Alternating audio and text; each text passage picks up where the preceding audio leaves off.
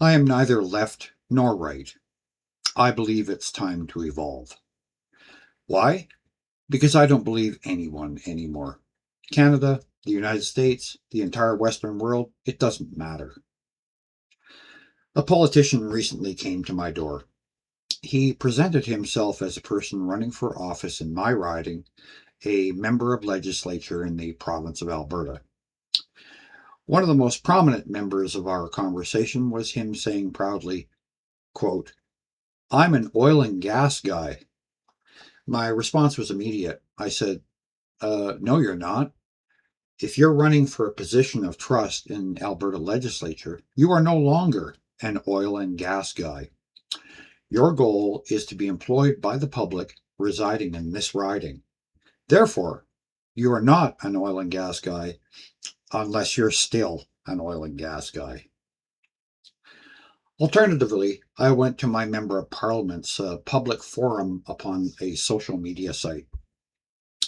This was the official page dedicated to her public position. I wrote upon her page, quote, "I will vote for you if you stand in Parliament to table a legislative proposal making lobbyism, bribery, a criminal offence. Given your position as a Member of Parliament, any untoward advocacy directed toward you can potentially affect thousands of people in this riding, if not millions across the country. If there ever could be a criminal offence, this should certainly be one." I was blocked from commenting upon her public page, even though I am a voting constituent living in this riding. But it didn't end there.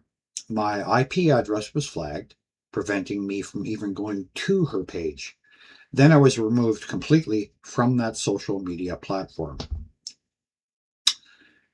In recent news, property developers in British Columbia have constructed some 2,200 very high-end, expensive condominiums.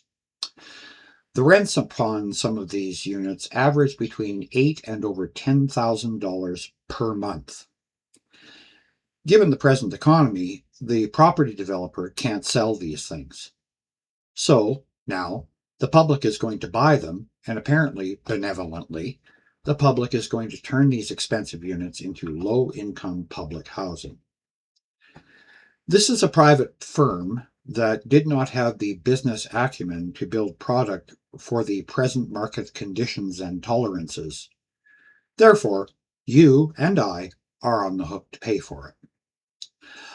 I could go on and on expressing issues like this one over the last couple of days, or weeks, or months, or years, or decades.